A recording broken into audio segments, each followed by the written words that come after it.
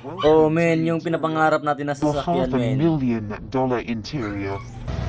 Napakaangas tignan men, astig. Yung Lamborghini Urus na yan. Ay, dito pala natin mabibili yan sa laro na to.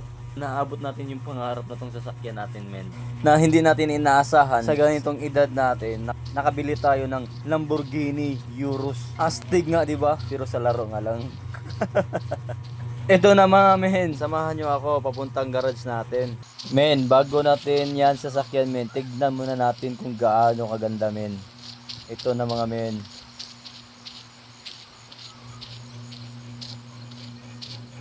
Hop, hop, hop, hop, hop, hop, hop, hop, hop, oy, tara. Men, ito yung sinasabi ko sa inyo.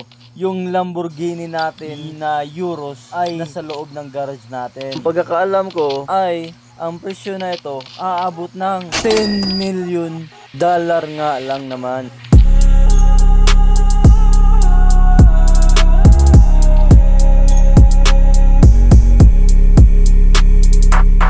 Hindi pa kasama sa upgrade yung 10 million natin mga men.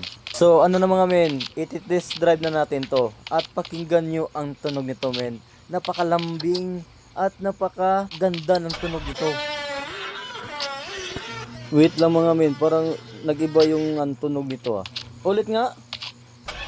Ayun naman pala eh. Tignan mo yung paligid men. Gold na gold yung kulay nito men. Ginto na ginto talaga. Tara na men. I-test drive natin ang sasakyan na to men.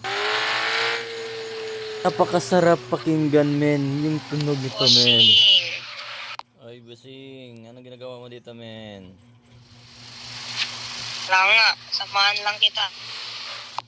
Nag-ano kasi ako ngayon eh. Nag-shoot ako men. Para may upload na tayo men. Ay yung bagong video natin. Nagbablog ako men. Vlogger ka pala? Sikat na ako na ito, finally. Oo naman, isasama ko kayo men. Hindi ko gusto na ako lang yung magiging sikat dito men. Tayo lahat. Sige men, gawa mo na ako ng video men ha. Maiwan mo na kita kasi ititis drive ko lang yung sasakyan ko men. Sige men. Sige, ingat ka men.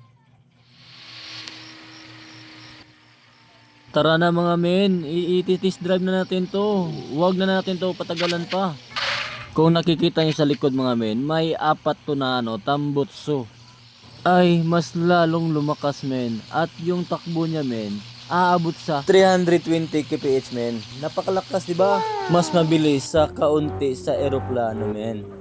So ito na mga men, hindi na talaga matitiis ang kamay ko men na i-test drive to.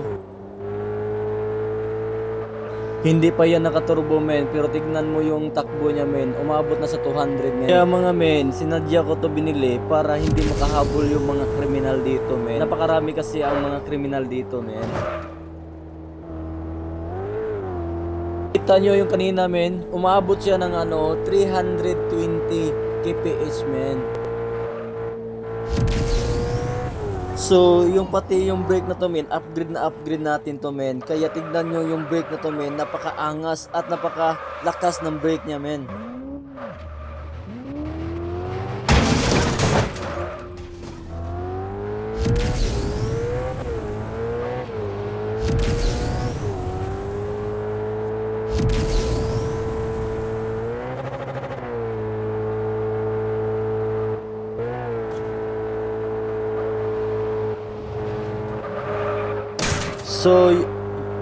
So yun lang mga men, hanggang dito lang yung video natin. Huwag kalimutan i-subscribe at i-follow tayo sa Facebook men. Para kung may panibagong video tayo ay ma-notify kayo. So don't forget to share my vlog to journey with you men.